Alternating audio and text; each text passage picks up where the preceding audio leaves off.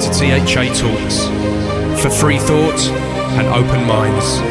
And for freedom of speech.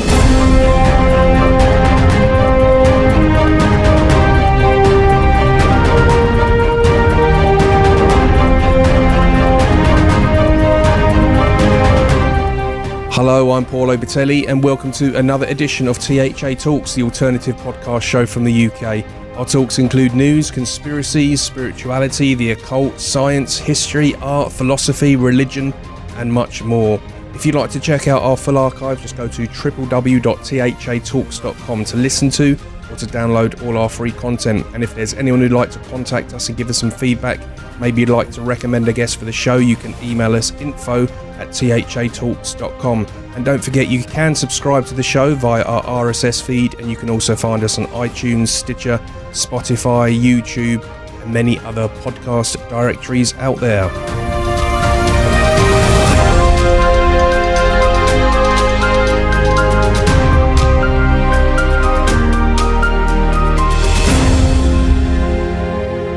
Well, hello everyone. Thanks for joining me here on this sunny day.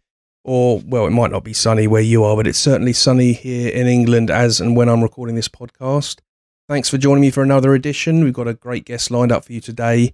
I've basically been, the last couple of weeks I've been glued to the social media when I'm not banned from Facebook for saying things that I shouldn't be getting banned for, which I think a lot of people are experiencing at the moment. But glued to it basically because of the Brexit shenanigans that's been going on, Brexit party running away with the last elections, along with the same kind of results in France and Italy, the third and fourth biggest economies. So things are heating up a lot in that regard, and I'm going to be following that over the next few weeks. Of course, it's very intriguing with what's going on in America as well, and we're welcoming Donald Trump to the UK tomorrow as I'm recording this.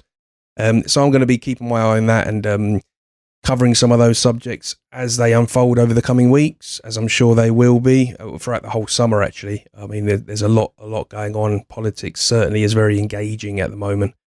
So yeah, we'll be covering that. Today's guest is an interesting one. I don't even believe we've covered this subject before, I don't think. We've done a lot of editions now. I don't recall anyway. Maybe we have, but I don't recall it.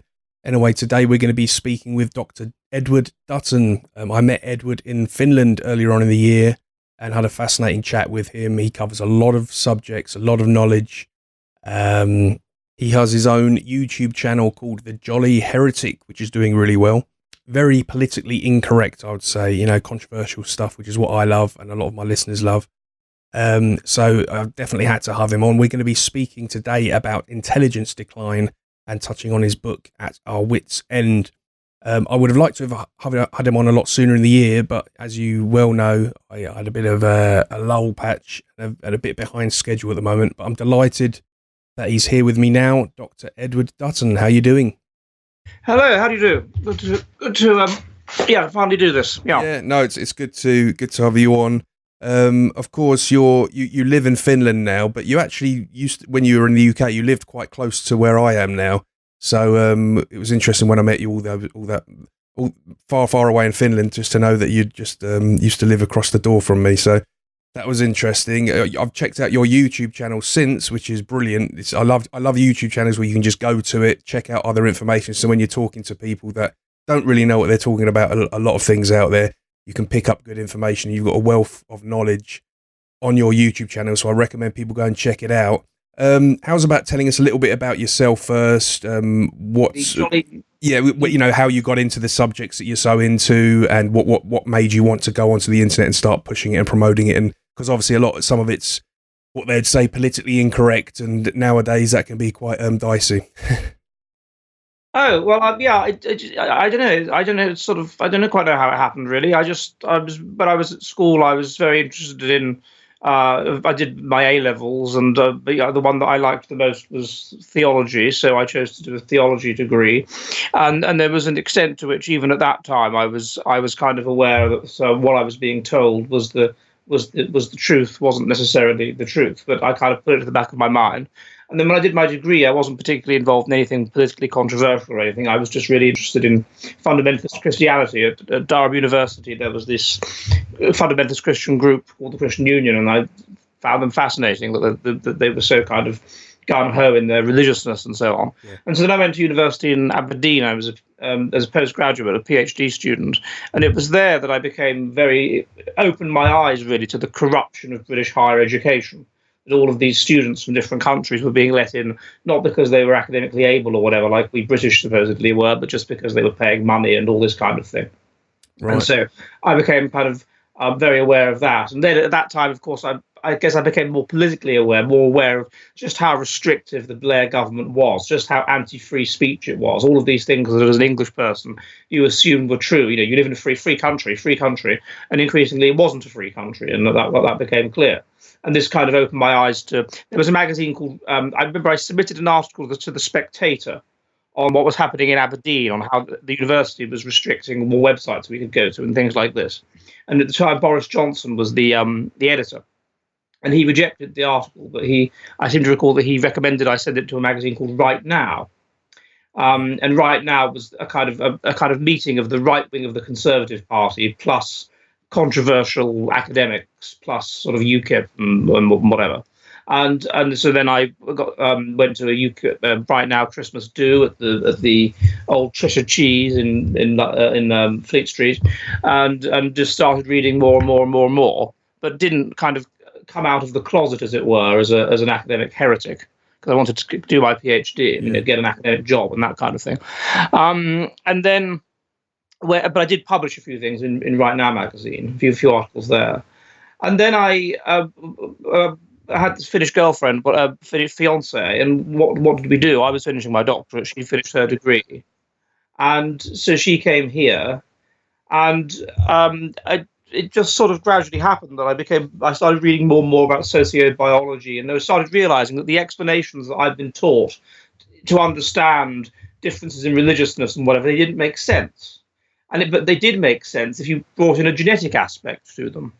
And we weren't told about anything to do with genetics. If you do a theology degree and you do religious studies, everything's to do with environment. If you do sociology or cultural anthropology or whatever, all explanations to do with environment. Everything's environment. It's just not on the radar to look at anything remotely genetic, let alone intelligence and that kind of thing.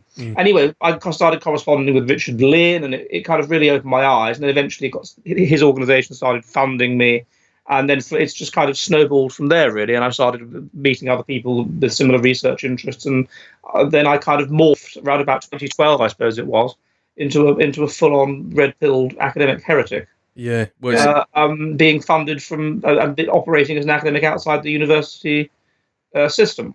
And then as for the Jolly Heretic, it was a couple of years ago. People were saying to me, "Oh, you should do these YouTube videos. I think you'd be good at it. You're good at doing these presentations and stuff, and people that like it, you should do some YouTube videos." And I kind of sat on the idea for the best part of a year and a half, and then I did them, and I started doing them, and then it was weird. Kind of very quickly, they got quite a lot of hits, and so it was kind of encouraging. So I started doing more and more and more, and then it's kind of just developed from there. Really, I reached my 20,000 subscriber this morning, which was quite a pleasing number. Good. So this is a good time to interview then on that positive note. I've just seen actually 20,000. That's up and away there, isn't it? So obviously people are into it, and yeah, I mean basically what the subjects you touch on basically are just simple common sense, and many years ago wouldn't have been one for a heretic. But as you say, nowadays with free speech, I think it's creeped up. And so most of my life I've been into sort of music, and I've been artistic in that way. So I've really had my head buried in that. And I think that's kind of like the way the youth is at the moment. It's buried in this kind of pop culture, if you like, and they just haven't really had a good look around. And I think a lot of people now are just kind of looking around and going, holy shit, what's happened? That it's just suddenly hit them of the direction we've been going. So it's... Well, yes, when it gets to a point where you're forced to assert that a man is a woman on pain of losing your job, then you start to realise that something very serious has happened.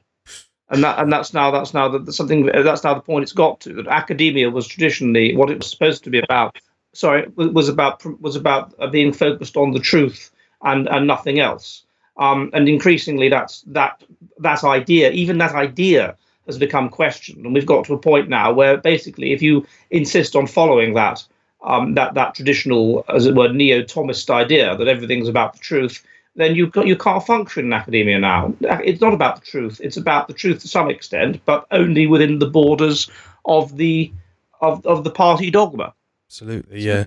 And I mean, I could probably talk to you about so many different subjects looking at your YouTube page, and obviously what qualifications you've had at uni and stuff. I'm sure we could really indulge in a lot. Today we're going to be pretty much just covering the which in itself probably covers a lot of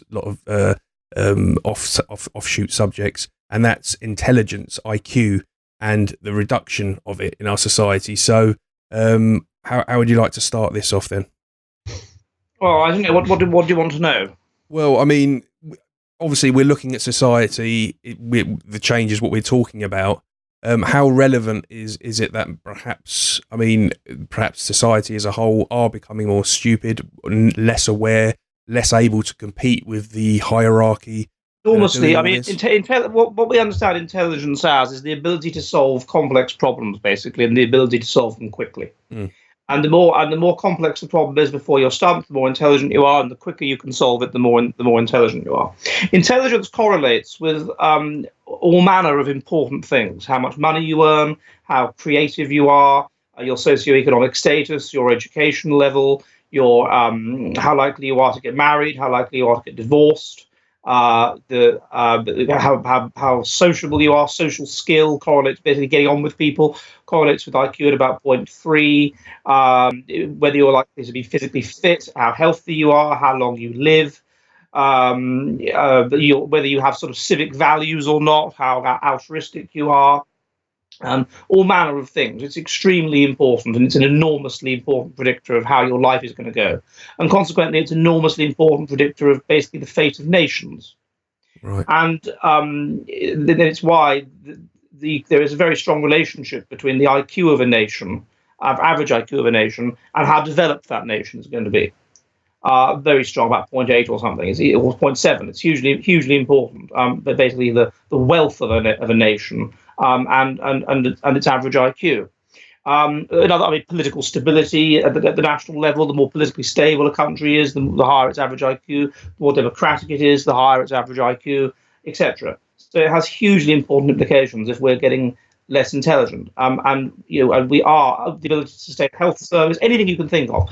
And so consequently, if we're getting less intelligent, it's a very, very serious thing, because it will mean that civilization will start to go backwards. We will start to be unable to do things we used to be able to do, because there will be more and more stupid people making more and more short-term decisions, leading to more and more little things going wrong. And those things will add up to very big things going wrong.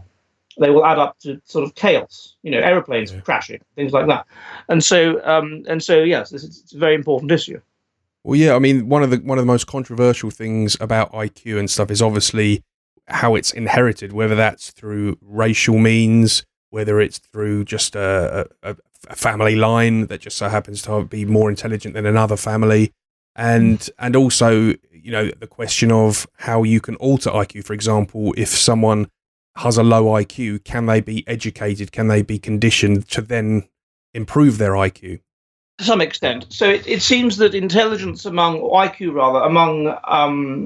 IQ is basically it's your score on IQ tests against your age, because we tend to get more intelligent with age up to about the age of 40, mid 40s, something like that, and then we start to get less intelligent as cognitive decline hits in. And so how intelligent you are is, or your IQ, whatever, is in adult. Once you're an adult, once you're about 18, it's highly genetic, highly heritable, about 0.8 heritable. So 80% of the variance in how clever people are is genetic. 20% of it is to do with environmental factors. Now, this does mean, of course, that there is the possibility of elevating or of diminishing a person's IQ. So an example can be seen with adoption studies. So what you tend to find is that often children who are adopted are the children of drug addicts or alcoholics or whatever, and they're put up for adoption, and or they're imported, foreign children who are adopted. And those children will have a lower average IQ than the parents, because the kind of people that tend to adopt children tend to be middle class, tend to have higher average IQ. And what you find among children is that the environment of that child is not reflecting its own innate intelligence. It's reflecting the innate intelligence of its adoptive parents, which is very, very high. And so consequently, the phenotypic element, the environmental element of an adopted child's IQ will tend to be pushed to its phenotypic limit, will tend to be as high as it can possibly be, right? And this means that they'll tend to do quite well at school, get into a good university, whatever. And then once they're creating their own environment, once it's no longer their parents creating their environment, i.e. once they're at university, then you find their IQ starts to go down. Right. Because, of course, the environment that they are in is no longer being created by their parents, it's being created by them. And it's reflecting their own innate IQ rather than the IQ of their parents. And so it's less intellectually stimulating. It's pushing their intelligence to its phenotypic limit to a lesser extent. They're probably associating with people that are less intelligent than they would have been doing. And there's a very interesting book by James Flynn on this called Does Your Family Make You Smarter? Who you associate with and how clever they are will affect your IQ, because it will affect whether you are stimulated to your phenotypic limit, right? And so that can happen. Alternatively, the opposite can happen. You can have a child who, just by genetic chance, unusual gene combinations, is very, very clever, much cleverer than its parents. Normally, a child's intermediate between its parents' IQs, but sometimes you can have a genius kind of thing who is much cleverer than its parents. Now, when it's a child, its parents, the environment will be reflecting its parents' IQ, not its own, and so that will basically be retarding this genius. Yes, and so then once that person leaves the parental nest and is creating its own environment, then this will reflect its own IQ and its own innate intelligence, and its IQ will start to go up. So there is an environmental, a small 20% environmental element to IQ. And indeed, what's been happening across the 20th century, what's this thing called the Flynn Effect, which is that you see that IQs have been going up. So people have been scoring better and better on IQ tests across the 20th century. And the reason for this is not that innate intelligence is going up. That's not quite the same thing. An IQ test is only measuring intelligence to a certain degree. It's measuring other things as well. One thing that's got me thinking with all that is, I mean, do we actually have scientific evidence that IQ is inherited, or is that? Yes, we have. Yes, we do. We have twin studies. And we have twin adoption studies, and so it's clear from this you can control for what's environmental and what's genetic and whatever. And we know from this that the heritability of IQ is about 80%. So there's and also not only that, but we've managed to highlight now alleles that are associated in effect with very high IQ. So there's a clear genetic component, and it's a very strong genetic component to IQ. Yes. Okay, so the genetic side is there, and what would we say about what we eat and consume? Would that affect it? I've always thought. Yes. So it would have certainly at key growth periods. Nutrition may have some small effect on intelligence. Yes. Right. Okay. Because I mean, some of the rubbish we eat, the McDonald's and junk food and stuff, it seems to be pushed on people so much out there at the moment. That to me in itself. But it seems that the main issue is not so much what food you eat, because I mean we've got studies from people that were living in absolutely terrible conditions in the Netherlands when they were young children in the war, and it doesn't seem to have reduced their IQ. The key thing seems to be intellectual stimulation. Are you in an intellectually stimulating environment? And that's what's important for the environmental component of IQ. Well, what that makes me think about is when I go and see my sister's kids, for example, and they're, bless them, they're sweet kids, but they've always got these tablets in their face, and it's almost like they're just mesmerized staring at these tablets. And I'm always saying to them, go outside and play, you do something like that. And I spoke to my sister about it, and she says the same thing with her friends. It's just it keeps them quiet. At the dinner table, they just watch their programs and they're just eating. But it just looks so unhealthy. And as you say, it looks unhealthy. But you've got to think to yourself, again, they're not developing their verbal skills. So that's a downside to it, perhaps. But how well you do in computer games is G-loaded.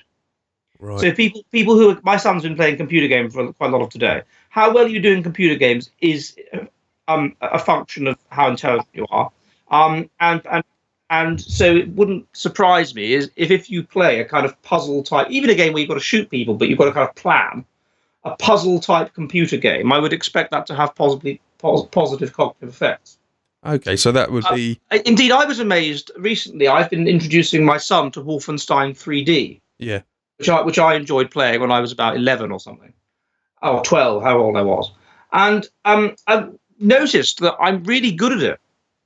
Whereas when I was playing it when I was 12, I was getting slaughtered all the time, and I had to play it on the can I play daddy level and all this kind of thing. And I assume that's because a person who is 38 is more intelligent in terms of raw intelligence, not IQ, but raw intelligence than a person of 12. Mm. I'm just suddenly really good at playing Wolfenstein 3D. Yeah, I think it's the same with it. I mean, there's certain subjects which I talk about and I'm actually interested in now. Whereas again, like you say, if you go back to when I was like a young teenager, it would have just gone straight over my head and stuff, And it's so I think I've heard somewhere that males actually become more intelligent at a later date anyway, which is another issue which some people they do. That's true. Yes. Yeah, so we've got a lot of men now, I think, that aren't doing too well at school, and it's because they're kind of almost rushing them in a way, rather than letting them develop a bit and become smarter. So with regards to computer games and tablets, it would be better then for kids to actually play technical games as opposed to just watching programs. I would have thought that something like Tetris it's going to be how good you are at Tetris would be predicted by your spatial intelligence, wouldn't it? Yeah. And spatial intelligence is quite G-loaded. It's quite a good measure of the core intelligence ability. When we talk about intelligence, it should be understood as a kind of pyramid. At the base of the pyramid, you have very weakly loaded. You have these specialized abilities that are very weakly associated, very weakly predicted by intelligence, like the ability to drive a car, or the ability to change a light bulb, or the ability to solve quite a simple puzzle, right? And then as you move up, you get the three key kinds of intelligence that you tend to see in an IQ test, which is to say verbal intelligence, or rather linguistic intelligence, spatial intelligence, and mathematical intelligence. Okay, and then each of those correlate. People that are good at one of those are normally good at the others, and so this means there's a factor underlying all of those, and we call that general intelligence. And general intelligence is the thing that's about 80% genetic. Right. Okay. So you can't really do much to improve general intelligence. But what you can do is improve these specialized abilities that are more environmentally sensitive and that are associated with, or weakly with, the general intelligence.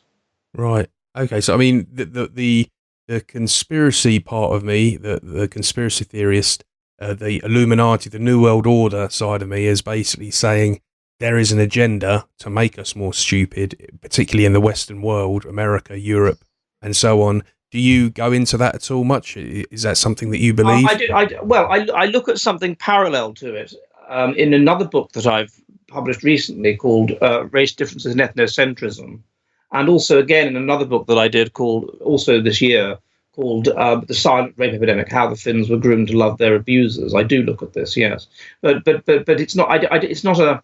I wouldn't say it's a deliberate. I mean, I don't think it's a group of people sitting in a room saying, "Oh God, how can we make everyone thick?" But it is a process that you can kind of understand. I mean, maybe it would help if I explain a little bit. I mean, you can edit this how you wish. But the situation we're in is this: we were under conditions of Darwinian selection until about 1800. Under those conditions, it's quite clear that we were selecting every generation for intelligence. Because we were selecting for wealth. It was the survival of the richest. So we have wills and things from the 15 and 1600s from Suffolk and Essex, places like this. And it shows that if you divide the testators, who were about 60% of males left wills, between the richer 50% and the poorer 50%, the fertility advantage for the richer 50% was about 40%. If you go further and you just look at the parish records and you work out what jobs people were doing and how wealthy they were, then the fertility advantage for the richer 50% of the English population was 100%. So what that meant was that every generation, the people at the bottom of the society, the sort of the free labourers and people like that, Yeah. they weren't passing on their genes. None of their children were surviving because they didn't have many children. And those that they did in very poor conditions, and those children would die of childhood diseases and things like that. And so they weren't passing on their genes. And so it was a society of social descent, in which every generation, people would move downwards to fill the vacated position below them in the hierarchy. So the eldest son of a gentleman farmer would become a yeoman. The second son of a gentleman would become a yeoman. The second son of a yeoman would become a husbandman. The second son of a husbandman would become a cottager, and the second son of a cottager would become a labourer. That's how it worked. And so this meant that this was bootstrapping the population. It meant that every generation, average IQ was going up. And this can be traced across time. Yeah, that makes sense. Gregory Clark does this in his book, A Farewell to Arms. He shows that even though standards of living between medieval England and about 1800 weren't really that different, really. I mean, child mortality was 40% in medieval England or in Tudor England, and it was 40% in 1800. All these markers of intelligence were increasing. We were getting more literate. We were getting more numerate. Interest rates were getting lower. And one of the correlates of intelligence is time preference, and so therefore people who have high IQ tend to demand less in return for a sacrifice. You understand? So if you you're right. So all of these correlates were showing that basically we were getting more intelligent. And you start to see this as well. Another marker of this is per capita inventions. My colleague has looked at this, Michael Woodley, per capita important innovations. And so this implies these are made by geniuses. Geniuses are high IQ outliers. And so obviously if there's more geniuses doing these brilliant inventions, then it means that the IQ of the population is higher. And what was happening was that this was going up and up and up and up and up from the 1400s up until about 1800, 1850. So it seems quite clear that we were getting more intelligent. And we chart this now at Our Wits End. And then around 1800, of course, we have the fundamental breakthrough of the Industrial Revolution. And this changes everything, because it means that you have inoculations for diseases, you have a better medicine, you have higher living standards, you have cheaper food, and all this sort of thing. Of course, what this means is that the child mortality rate collapses. All of these people of the poor, basically, those with relatively low IQ, who would have died in childhood of childhood diseases, are being inoculated, or they have better conditions or whatever, and so they don't die. And so the result is this collapse of child mortality from 40% in 1800 to about 10% in 1900 to about 1% today. And of course, the result is a massive spike in population. So we've gone from selecting out people of low IQ to not selecting out people of low IQ. And so by 1900, there was no relationship between how wealthy you were, which is a proxy of about 0.4 for intelligence, and how many children you have.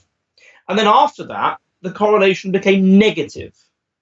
And currently it remains negative. It's about minus 0.1 is the correlation between how many children you have and your IQ. And there's a number of interesting reasons for this, if you want me to go into them. Please do, yeah.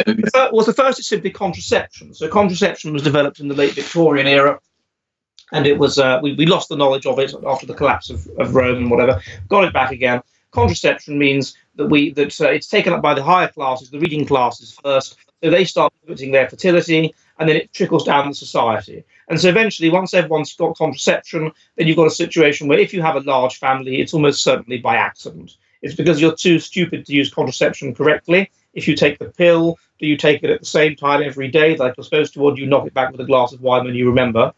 Or that you're too impulsive to use contraception at all. And being impulsive is associated with low IQ. So as a consequence of that, a contraception usage, there becomes a negative relationship between intelligence and how many kids you have.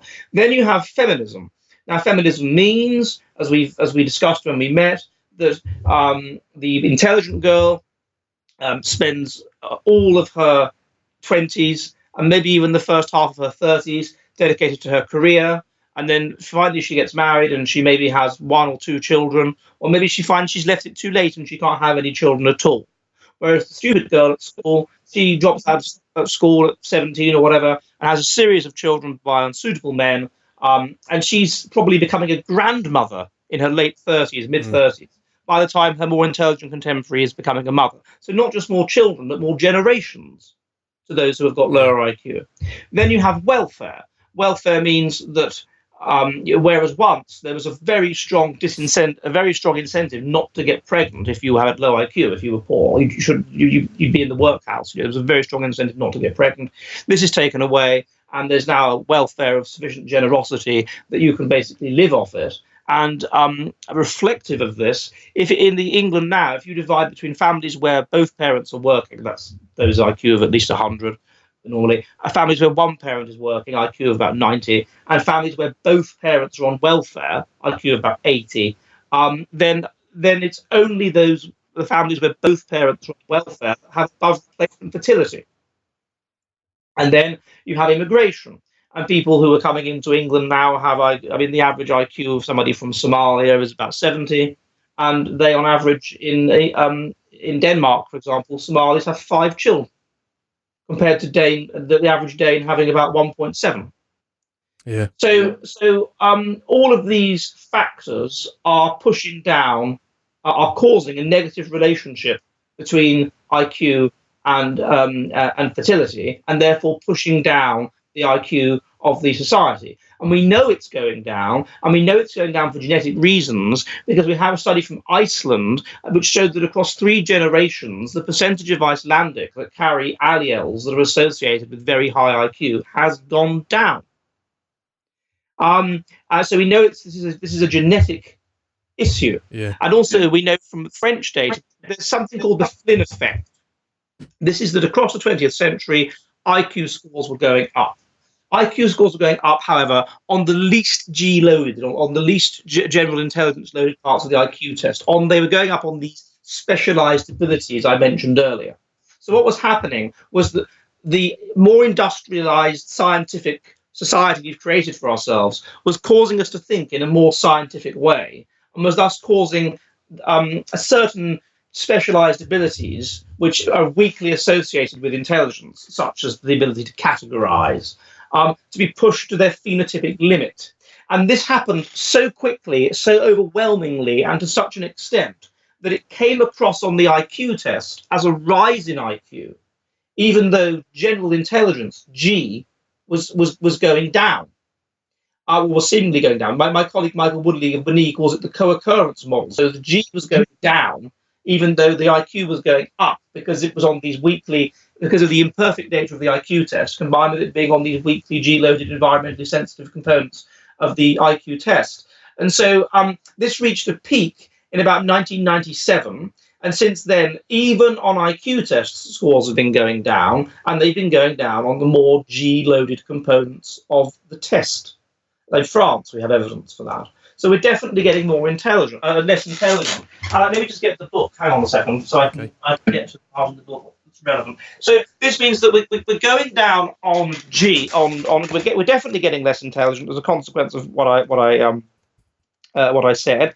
And we've got all of these measures in At Our Wits End, where we look at exactly what it's going down, and we show where is it now?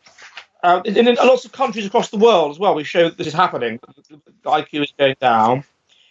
We look at the reasons why: welfare state, feminism, immigration, that sort of thing, and then we look into the different. Here we go, the hard evidence. So one of them is simple reaction times. So if you are sat in front of a bank of lights and a light comes on, and you have to press a button when the light comes on, that measures your simple reaction time. This correlates with IQ at about 0.3. Okay, so the quicker your reaction times are, negative correlation, the quicker your reaction times are, the more intelligent you are. Right. We know reaction times have been being measured since the 1880s, when Francis Galton measured them. And we know that reaction times have got longer since the 1880s, commensurate with us having lost about 15 IQ points since then. Between about 1880 and the year 2000, we lost 15 IQ points. And that's the equivalent of the difference between, let's say, a low-level security guard and like an average chap who works in an office, or between an average policeman or fireman or something, or between the average chap who works in an office and a school teacher, or between a school teacher and a doctor. Yeah. So, or a university professor, right? Color discrimination. This measures. This is a measure of intelligence because part of intelligence, of course, is solving problems. You can solve problems if you can perceive more subtle differences. This allows you to better solve a problem if you can perceive more subtlety. You can better work out what's going on. Color discrimination, we're getting worse at that. Use of high difficulty words. So our vocabularies are larger than they used to be because we're reading lots of books and whatever, and the internet all the time. But the use of words are thinking tools. They're a way that, the ability to express something precisely correctly is associated with intelligence. To use these high difficulty words, like, I don't know, querulous or whatever, and we're getting worse at that. My colleague has traced this, and we're back on that at the level that we were in about 1600. So we reached a peak of intelligence in about 1800, 1850, and now we're back to 1600. That's where we're back to. That's how good our level of use of high difficulty words is based on analysis of texts. Doesn't surprise me, to be honest. So we're back to that level. So we're that stupid. We've gone back to the time that Queen Elizabeth was on the throne. That's how we've got back to. In terms of per capita inventions, in terms of per capita genius, we've gone back to, I think it's at about a bit late. It's about 1650, something like that. Then there's yes. I've got the per capita genius thing here. So yeah, per capita genius. Here we are here, and so we were last there at about about 1650, something like that. That's where we've gone back to on per capita genius. So creativity, we're getting worse at that, and just on it goes. Yeah, I mean, the one thing that I was thinking about listening to what you were saying then, and that's what personally I found. I mean, when you look at what's going on at the moment politically, like with Brexit and Remain, and with Trump, and with the so-called progressives, and this battle that's going on at the moment, there's a perceived, and with the nationalist types, the flag wavers, the Trump fans, and the Brexit fans, there's a perceived image of these people as stupid and low IQ, that they're still stuck in this nationalistic way of thinking, whereas the progressive, super smart people think that we should all go global, man, and have no nations and this and that. But to be honest, I mean, this is one thing. I mean, I used to view nationalist types as knuckle draggers and thick. Now I'm kind of looking, and it seems, although I mean, there are stereotypes. You can go out there and see someone slurping from a Tennent's can in the street, and then they're not going to win no intelligence prizes or anything like that. But generally, I find that there is a bit more common sense and awareness within these sort of groups than there are in the supposed super smart, liberal loving, EU flags waving kind of groups. You know what I mean? It's like they're almost like smart but stupid at the same time. Yes, the problem, clever silly, as my colleague Bruce Charles would have put it. Yeah, the problem is that intelligence is associated with various characteristics which would predict, to a certain degree, being left wing, really. So one of them is openness. So being open to new ideas and new things and whatever, that's associated with intelligence. Another is basically altruism, empathy, really. So people that are highly intelligent are more likely to be empathetic to other people, which is probably one of the reasons why, as we were getting more intelligent across time, we were getting less cruel to animals, things like this. So they're associated with that. So intelligence is associated with being kind of group oriented and having kind of civic values, and so to a certain extent wanting to kind of not rock the boat, wanting to conform. It's associated with understanding the political norm, with norm mapping. And once you norm map, once you understand what the political norm is, then there's a degree to which, through what Kevin MacDonald calls effortful control, you can force yourself to believe the most sort of beneficial thing. It's associated with being critical of whatever it is that is the current dispensation, but you expect them to be critical in a more kind of left-wing direction, because remember, they're high in empathy and all this kind of thing. And it's associated with trust. People that are intelligent are more trusting, and therefore more trusting of their leaders, more trusting of whatever. And so what this means is that under certain conditions, under the conditions we have now, intelligence can be kind of almost weaponized against a society. Absolutely, I can see that. To make it, and that's what I argue in my book, The Silent Rip Epidemic, in Finland. The Finns have the highest IQ in Europe, about 103. And so this is consistent with the fact that they have been overwhelmed by multiculturalism and whatever so quickly, because they're so trusting, and they're so trusting of their leaders and all this kind of thing.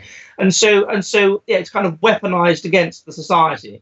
And this is the problem. And if ethnocentrism is low, and I look at this in my other book, Race Differences and Ethnocentrism, I note that the strategy which is operated among Europeans is a kind of unique strategy, really, called a genius strategy.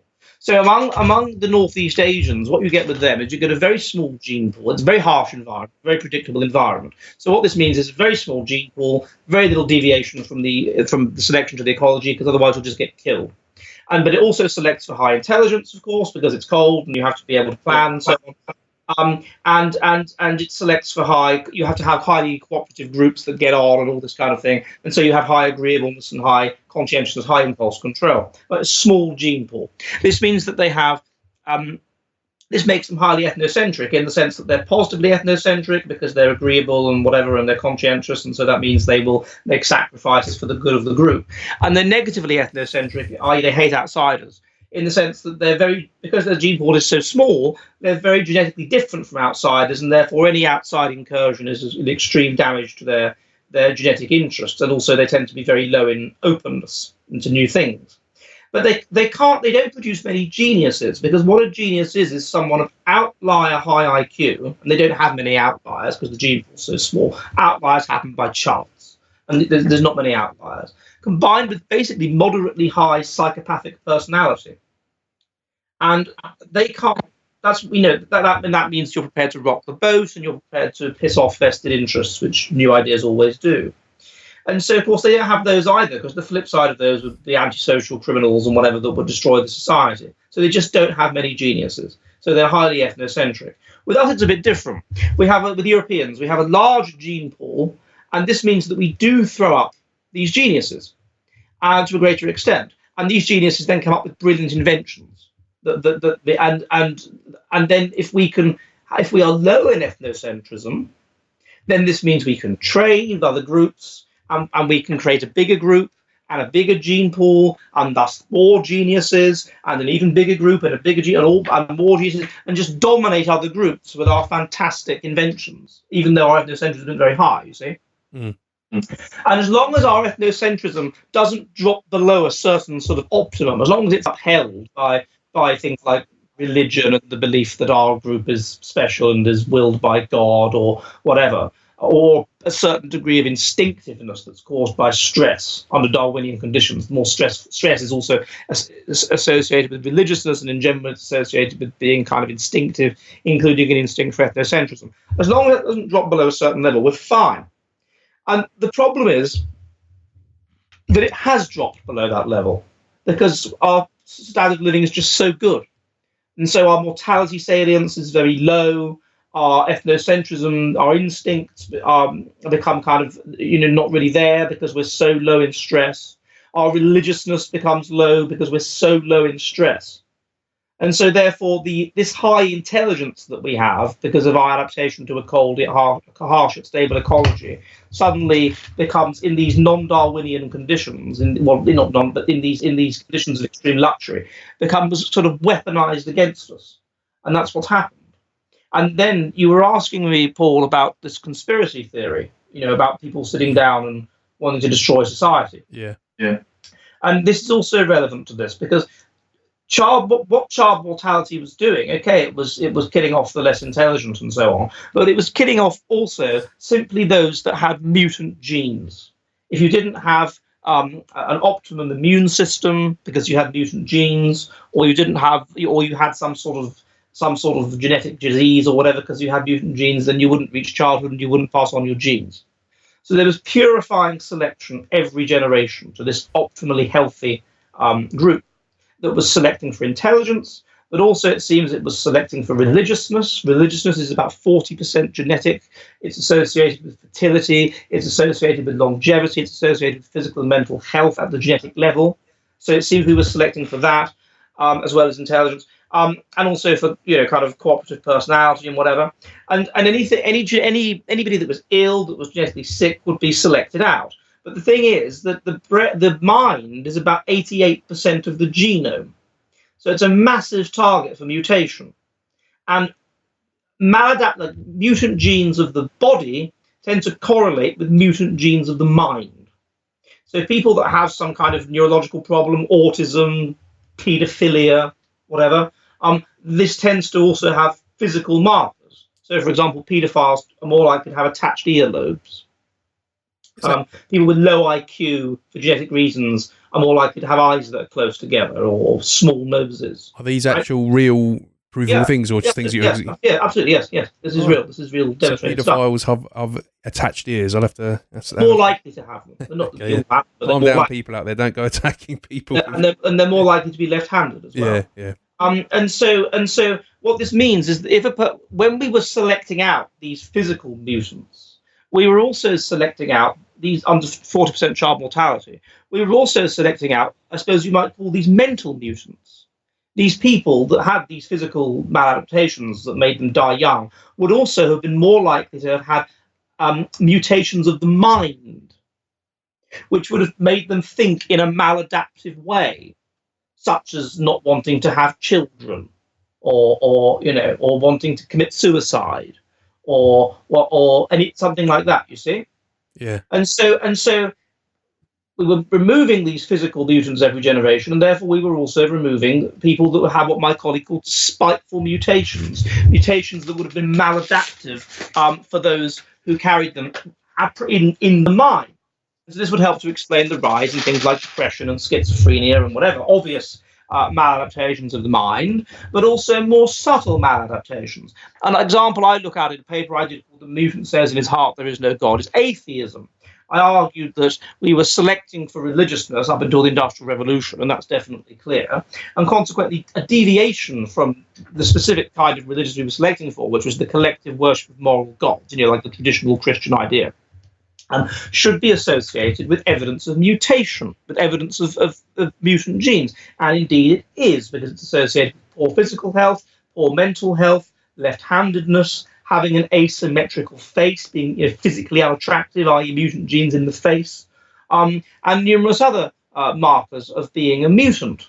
And so what we would expect is more and more of these mutants with their maladaptive ideas, which would then undermine, which would question adaptive things like being ethnocentric or being religious, because religiousness tends to be associated with ethnocentrism and promote ethnocentrism, and so on. And this is, I think, what's happened. And then these people would affect even the non-carriers, because we are a highly social species.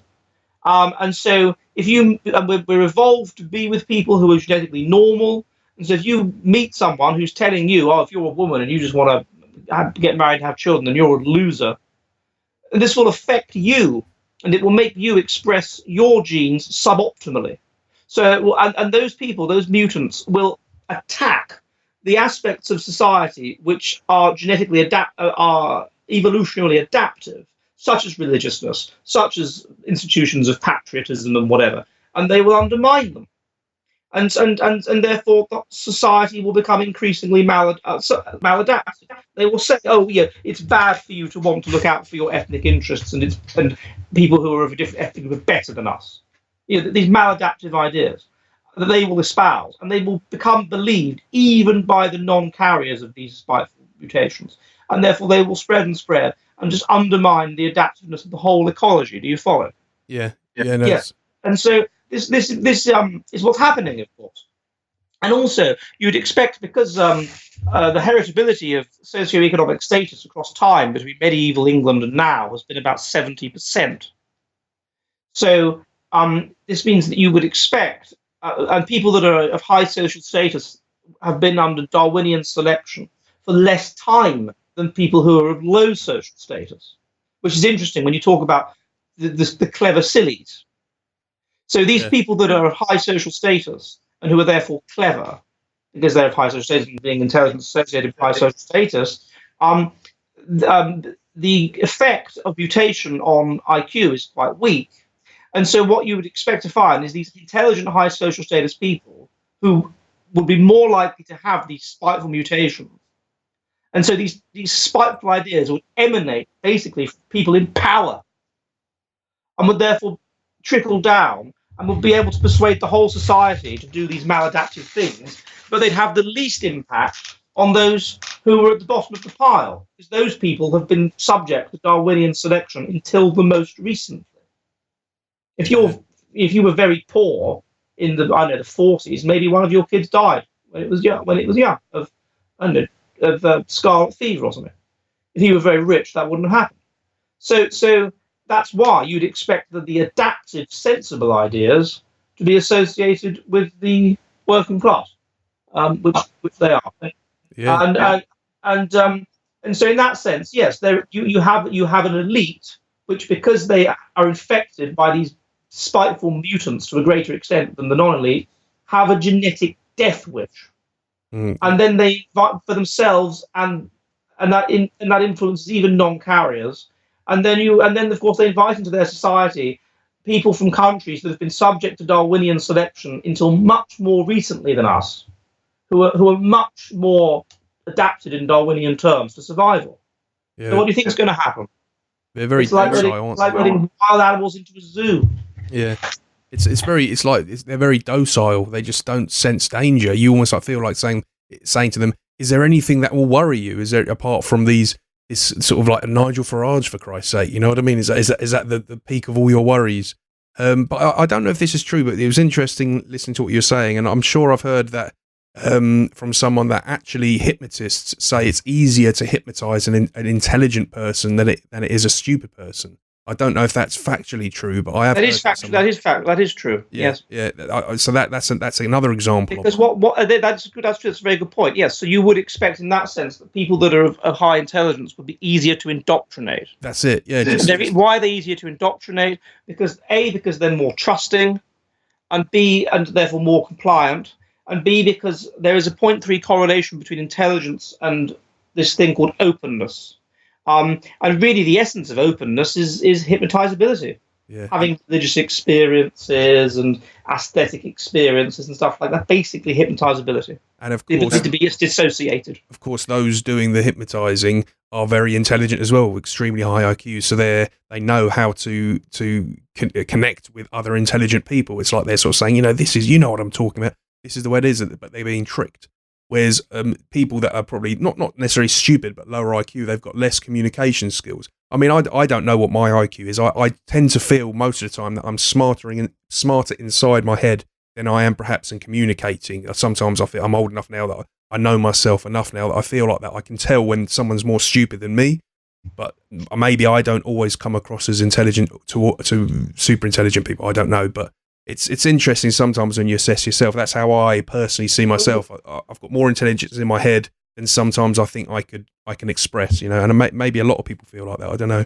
Well, yes. And the thing is that it's not. There's this fetishization of intelligence. Intelligence is good up to a point, as is clear now. I mean, these people that are on welfare and whatever, they are doing Darwin's work. And these Muslims who are coming in, they are doing Darwin's, and religious Christians. The people who are breeding are people with low IQ and people who are highly religious. And immigrants. That's who's breeding. So they are doing Darwin's work. And so that means that it's not good to be intelligent. From a Darwinian perspective, intelligence is a bad thing. Yeah.